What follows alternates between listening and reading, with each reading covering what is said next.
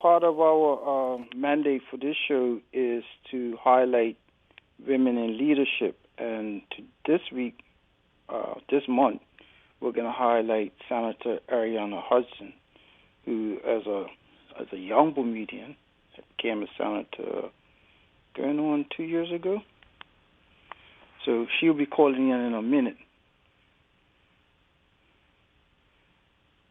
Let's just make sure. Just 1 second, Brother Dawn. Okay.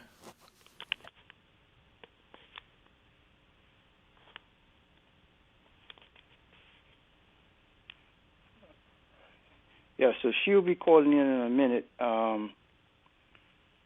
So she'll be talking about a few subjects, nothing political, but just along the lines of what it takes to be the women that mentored her, women that she's mentoring, what it means to be a woman in leadership, and so on.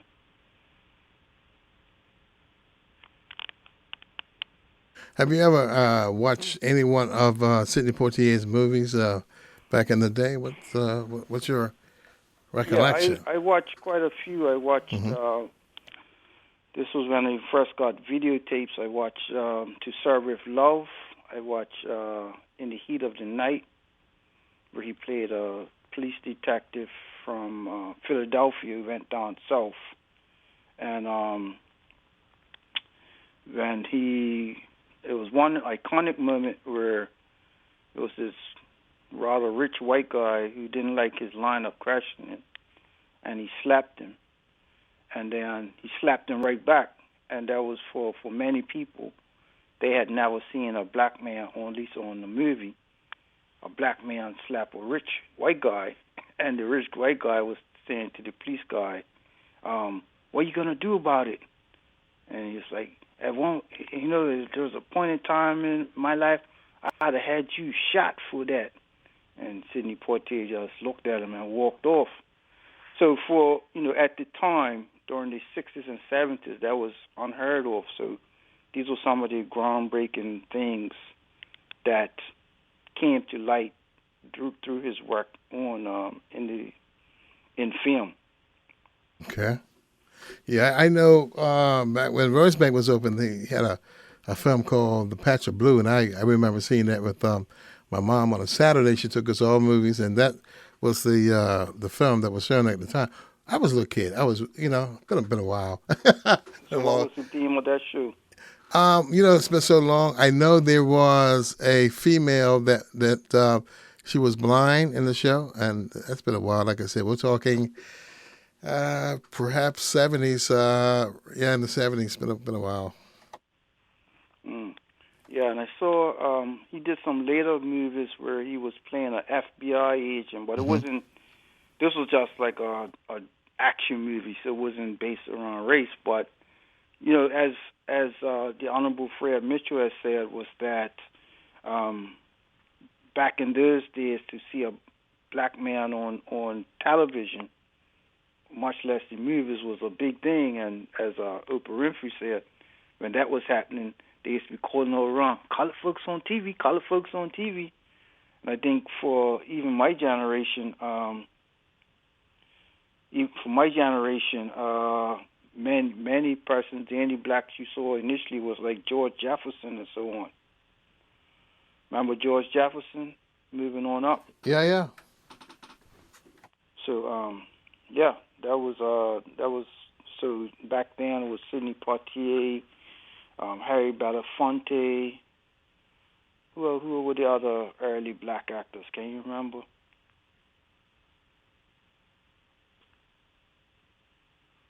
I think it was you had. I can't remember because it wasn't that many. It really wasn't that many. I think the most black people we saw on TV at one point was when Roots came out, and that was iconic in itself. Yeah.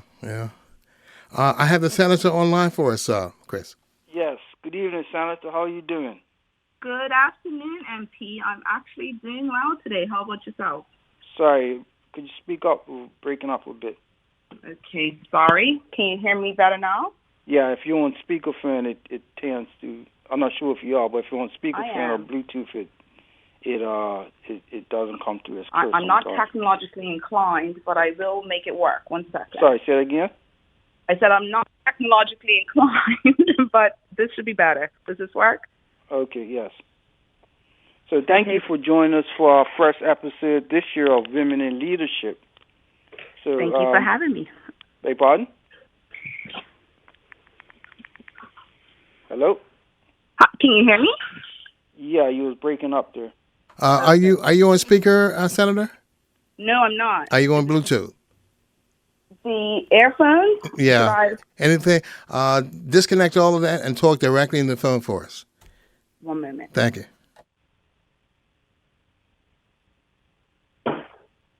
Okay. Does this work? Can you hear Chris? Go ahead. So thank you, Senator. Thank you for joining us for our first episode of Women in Leadership this year. How are you doing today?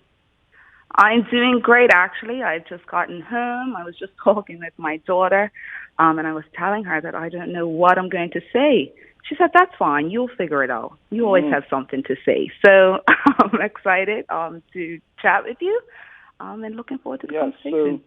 So as the mandate is just to highlight, because as you would know, in certain fields, whether business field, politics, women don't get the exposure that they should. So one of the things that we want to do this show is to highlight women across the spectrum in leadership. We previously had Honorable Renee Webb, we had MP Susan Jackson, and we had former MP Patricia Gordon-Pamplin, and you're actually the first senator that we had on.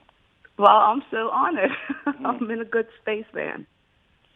So, Senator, what's been not just your political career, but tell us a little bit about your non-political career. Okay, so I graduated back in 2014, and I returned to Bermuda to work in human resources. When I started, I was actually with Expertise, and that was the perfect opportunity, I guess, to enter the world of HR. And so Expertise has a good reputation. They have a myriad, I guess, of clients. And so I was able to get a lot of experience fresh out of university. I can say that from the beginning, I was always somebody who wanted more. I was always looking for more, always looking to get myself involved. I love the idea of business development and how do we do more with the information that we have. And so although I've always worked in HR, I've always found ways, I guess, to poke in other areas wherever I found myself. So since 2014, I've actually worked in both the public and private sectors, and I've moved around a bit. I would say that when I was younger, I would be a bit ashamed about, how much I've moved or the different things I've done, because for some, it looks like she can't pick just one thing and stick with it. And so I guess years ago, employers were looking for, the persons who came in and stayed for 20, 25 years. And now, I guess with the millennials and these other generations, we're obviously noticing that people are trying different careers. They're finding themselves in different industries, and they're taking the skill sets and they're applying them as needed. And so right now, I'm in a place where I guess I would say I do primarily a lot of different consulting work. HR is my focus. But I'm looking to figure out what the next 5 years look like for myself. So beyond politics, I'm trying to figure out where exactly I want to be. And so I tell everybody I go 30 this year, and I'm having a bit of a midlife crisis where it's, okay, you figured out this bit, or at least you think you have, so what's next? So I'm kind of in a place where I'm trying to figure out what's next. So thank you for that. In your vein as in HR, do you would obviously interact with a lot of Bermudian women, and what is or not just those who come before you, but those who have taught you. What would you say about women who have mentored you in your field, your professional field, I should say? To be completely honest, I wouldn't say that I've been mentored by a bunch of women. Interestingly enough, I often find myself being encouraged or checked in on by, I guess, a lot of the males around me. And so although HR is typically, I guess, female-centered, I always found ways to find the guys in the team. And for one reason or another, they were always my, I guess, biggest supporters.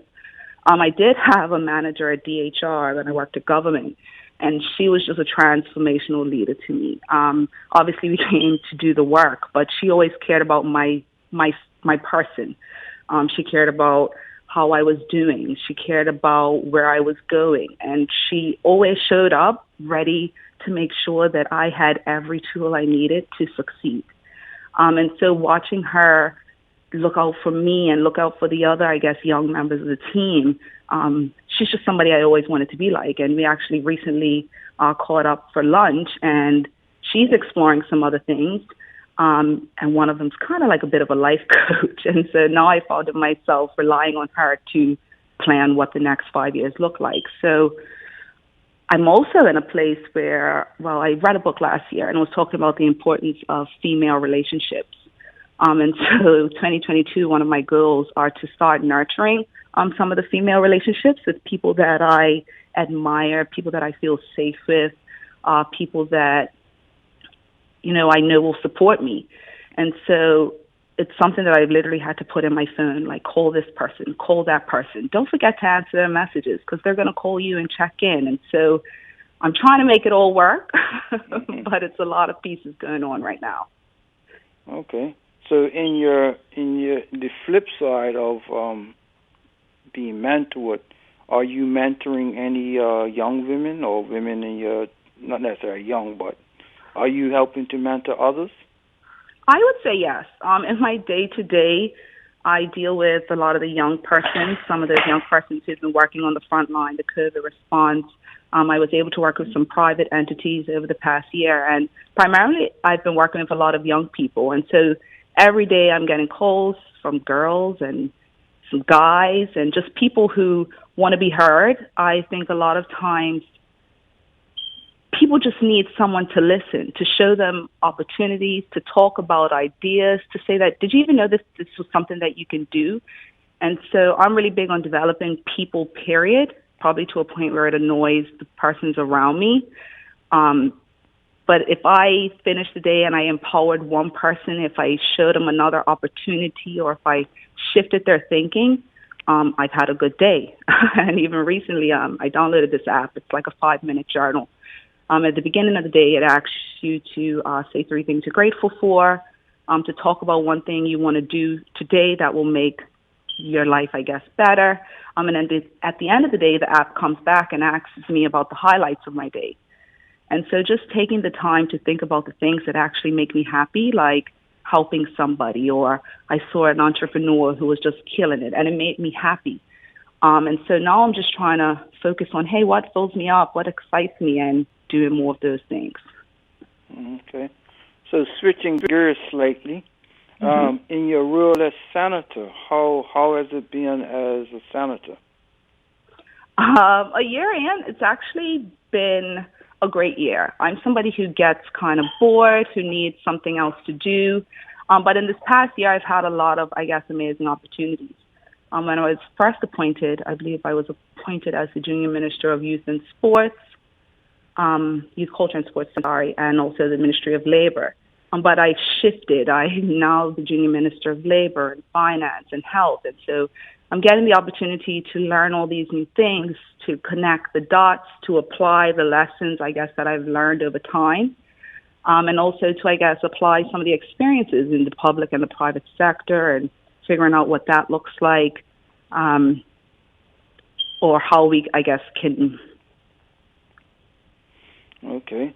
So there's a school of thought that, and I agree fully with it. Let me just be totally transparent, that we need, as every society is about 50 to 55% women, yet in that percentages aren't reflected in politics, not a political representation, that we need more women in politics.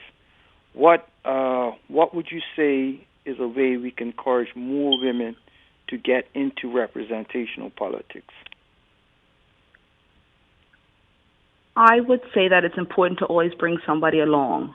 I like to say if you get a +1, see if you can get a +2. And so if it's one of my cousins or one of my friends or even my daughter, I just try to bring them in the room whenever it's okay to do so. And so I think that if female politicians recognized and committed to bringing persons in, I think that would be a good place to start. But a lot of times women don't always feel welcomed around other women, or they don't know how to approach other women. And so I think that as women, we need to look at ourselves and say, how do I bring somebody along with me? Because it's not just going to happen naturally, right? It's not happened all this time.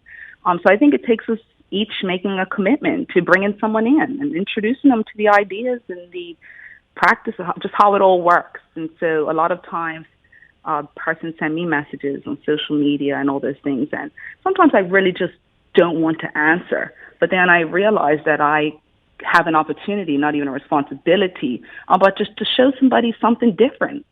And so if we take the first step, I think more people will step with us. Mm-hmm.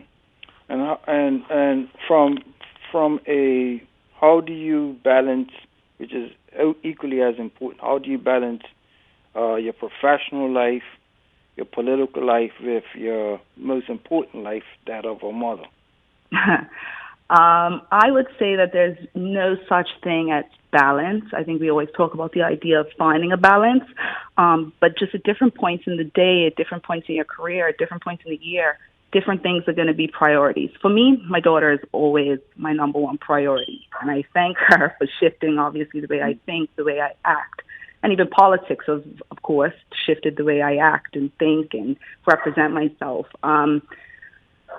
I was in a place last year where I was overworked. I was just trying to do all of the things, and I realized that my daughter was feeling it. And so I, not quickly necessarily, but I recognized it and I self-corrected and I let go of some of the extra things that weren't, I guess, necessary to get me where I wanted to be in the next 5 years. And so I think it's all about constantly revisiting, hey, what's the goal? Where do you want to be? Does this align with that? And if not, shift. And if not, take it off your books. If not, don't pay it any attention. So to me, you can do all the things, but everybody's not going to be a happy camper 100% of the time. And so you make it work. I think you make sure that your family, your children, that they're aware of what it is that you do. And when you explain it, I mean, most times they're understanding. And communication, I guess, is everything. So just talk about it. What's going on? Why can't I be here? How does it feel when I'm not here? All those things. All right. Well, we're going to go. Thank you for that. We're going to go to a quick break, and then we come back and close out. Okay, sounds good. At Air Care, we understand the importance of indoor air quality, especially during a pandemic. So take control with our Phi Mini Split Air Purifier. The Phi mounts directly onto your existing Mini Split AC unit with no modifications required. By recreating nature's process, our Phi Air Purifier reduces airborne and surface bacteria, molds, allergens, and viruses, including the coronavirus. Protect your health and the health of those you love the most. Learn more at aircare.bm. And back to you, Chris. Yes, thank you, Brother Dawn. So, Senator, thank you for giving us a call.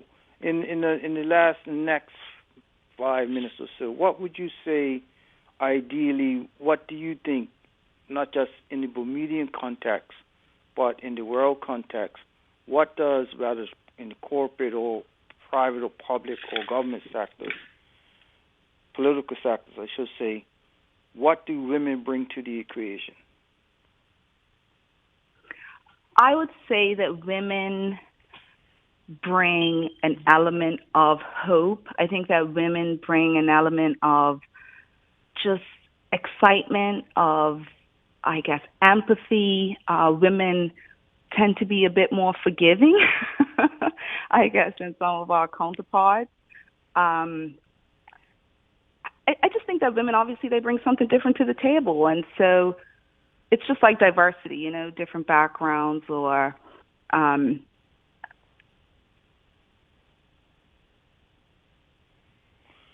So if a young lady young or not so young lady were to contact you today and says, "Hey, Senator, I heard you on the radio, and I think I want to get involved in politics, or I've always wanted to get involved in HR business," what advice? What would the first two pieces of advice you would give them? My first piece of advice, I would say that, what would I say? I say a lot of things. I say that it's important to know that you don't have to do just one thing. I don't think there's ever the right time, or there's never going to be the right time to do any one thing. I think that when people know that there are so many opportunities, so many options,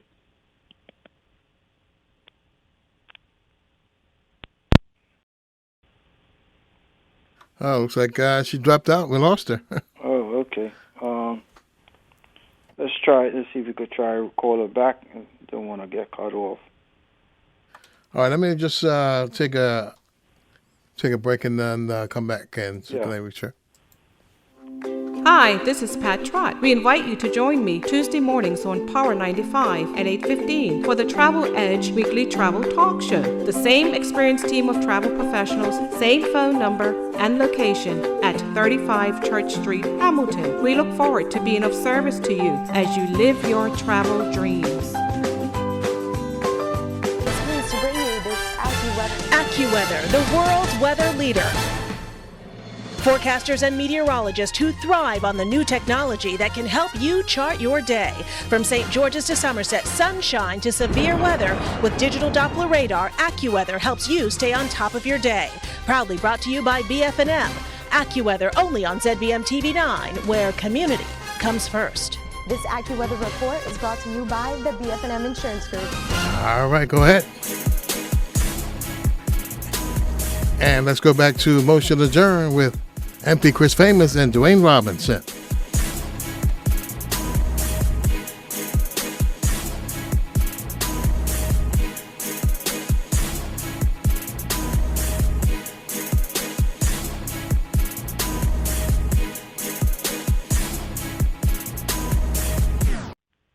Yes, Senator, sorry about that. no problem. Can you hear me? Yeah, I can hear you. Oh, perfect. Yeah, so you were saying that what advice you would give to a lady asking if they could get in, what's their advice getting into HR? So for HR, I would say that, of course, there are traditional avenues that you can take to get to a place where you can enter the realm of HR. There are organizations who are often willing to bring people in at an entry level. Perhaps you're working as an office administrator and, you can ask the boss about getting involved in some of the HR administration. There's also the people side of it. And so you're not going to get, or at least get into HR and do well if you don't want to deal with people, if you don't believe in people, if you don't like to engage, I guess, with various stakeholders. And then I would say when it comes to politics, I would say that nobody's necessarily going to throw you the opportunity. Nobody's going to give you the power. And so if you want an opportunity, if you want to get involved, make yourself known. Let somebody know. That's the starting place. I think that a lot of people just don't even know who to ask. I think that we look at politicians, and maybe it's a bit of a different dynamic in Bermuda, because it's a bit smaller and we know each other. But just put yourself out there. Lucky for me, different, I guess, spaces I found myself in allowed me to, I guess, into some rooms that persons wouldn't have ordinarily gotten into. But if I didn't step in the room and say, hey, this is what I want, or if I didn't say, hey, I'm great at that, how can I help you, I wouldn't have a lot of the opportunities that I have today. And so I would say, don't stop. Go for whatever it is that you want. And when it's not making sense, tweak it a bit. Try something different. And know that you don't have to stay in one place for forever. So just find something you want to do. Don't be afraid when it doesn't feel like what you thought it would feel like.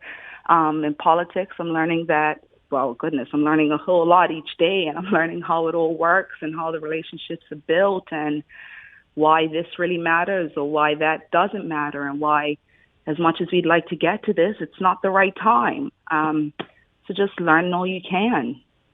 Become a subject matter expert. Pick one thing that you're good at in HR and hone in on that skill. In politics, find something you're passionate about. That's what I'm trying to figure out myself, finding one thing that I'm just going to go all into.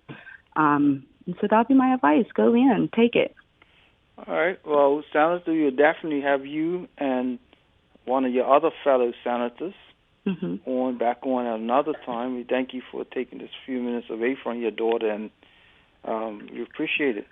No, thank you for having me. I definitely appreciate the opportunity. All right.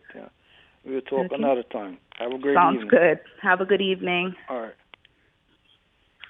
Brother Dawn? Yes, sir. Thank you for your time, and thank you to the people of Bermuda. Those that listen in, I got a text from one lady says, "Oh, that's to serve love was the jam. Can I hear it again?" So, if she wants, let me let's get her work some magic. Let's see if we can pull it back up for her. So I just want to give a shout out to all our listeners, and next week we will be having two guests calling in from overseas. One who will be calling in from the UK, and one who will be calling in from America, and we'll be having a debate on a bill that some people in England want to pass against without even talking to us. Oh no, can't have that. Let's have that debate. But you got to give people time to. You got to at least give them an opportunity to present their case, and then we present our case. There you go. See what happens. So, Brother Dawn, I'll leave it to you. Thank you, Bermuda. Thank you to my captain, Bummy Simons, and his family for everything, and everyone else. Love you all. See you next week. All right, we're going to play that song for her once again. Yeah, as the lady said, that's my jam. That's a jam. Yeah. All right.